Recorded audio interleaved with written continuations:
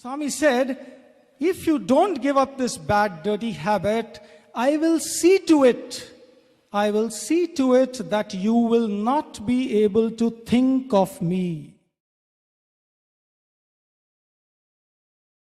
A student, few years senior to me, I think this will be a good way to start. Not my experience, but when I was sitting here just 5 minutes back, this experience suddenly struck me. This boy's father was, as he described it, many of us know about this story, but few sentences before we begin into this story. He describes his father as an Agnihotri. You know who's an Agnihotri? Just now a yajna has completed here, a massive, thrilling yajnam. He described his father as Agnihotri, telling that he would smoke only 100 cigarettes a day. And his problem was that his father would never give up smoking. And therefore, he goes to Swami and tells Swami, please do something to my father. Please stop this habit.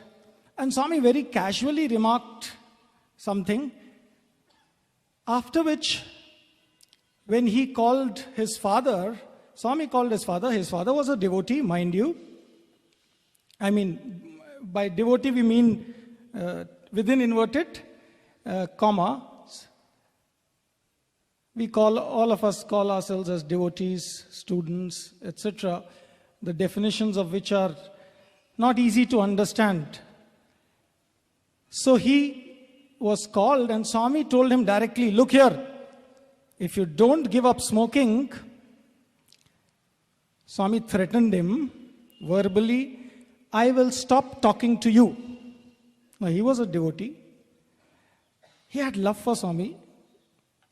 That's one thing which you have, something which can save you. He had it. And Swami says, I will not talk to you. Point number 2, I will not look at you. And point number 3 is where I wanted to begin. Swami said, if you don't give up this bad, dirty habit, I will see to it that you will not be able to think of me. Amazing, amazing. If we have the capacity to sit and listen to His glory, if we have the ability to think of Him, please be aware that He has willed it, or rather that He has allowed it. For without His permission, we cannot think of Him. How many thousands and millions of people are there right out there on the other side of this wall? Unmindful, ever engaged in their daily activities, not having a moment to be able to think of Him, possibly because of some or the other pressing engagement which they feel is not giving them time. Behind the scenes is the hand of the will of God which reacts to your own actions, which reacts to your own doings. Here was Swami who revealed it in the case of of a devotee, that yes, if you continue on these bad ways, I will not even allow you to think of me. Just imagine. That's what it means. Let's be convinced that everyone who comes here, everyone who is able to sit peacefully and think of Him, those who have time to spare, yes, they are really fortunate. Vrindavan is, as usual, very fortunate. Vrindavan students are fortunate. Every other day, every month, in so many different ways they get opportunities to think of Him. Surely that must be His will. Or else how is it possible?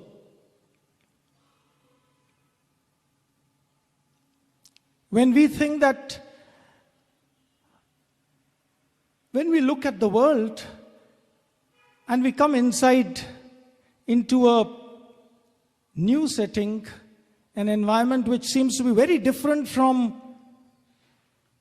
outside, it sets us thinking, is it really real? Are we experiencing the same world in which millions and billions are living? Is he the director of this grand play? And in what way? Is his hand really behind so many things which are going on in this world, in this universe? Yes, we'll need to think about it to be able to come to some conclusion. But let me tell you, from whatever little experience that I have had, I don't have any big experience, and I know I am in a place when possibly Uddhava went to Vrindavan and wanted to convey something to the Gopikas. He was humbled. I am neither a Uddhava, and yet this is Vrindavan. And therefore, I have to think twice before I utter anything. Assembled are here not just Swami students, teachers, people who have taught me, from whom I have learned so much, and the very place which changed the course of my life. I was not wanting to join or come or leave Delhi, and it was that after I finished my post-graduation, and then people asked me whether you would like to, why don't you do IAS or this one or that one? People thought that I can do such things, and the desire had left. So Vrindavan is not just some place. Lots of things can happen to you if you allow them to happen. And nothing may happen to you if you just sit.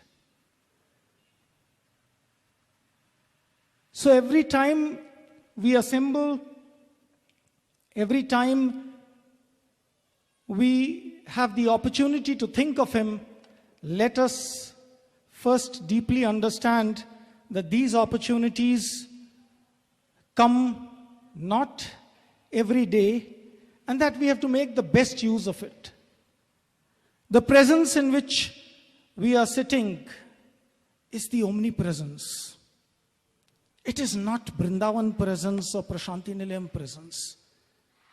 It is a presence which is felt by yogis right on the peaks of the Himalayas, a presence which is felt across the oceans, far away in Alaska, or far away in the Fiji Islands, in Japan, everywhere, without physically that presence having moved to all these places. Yet he is there directing the control.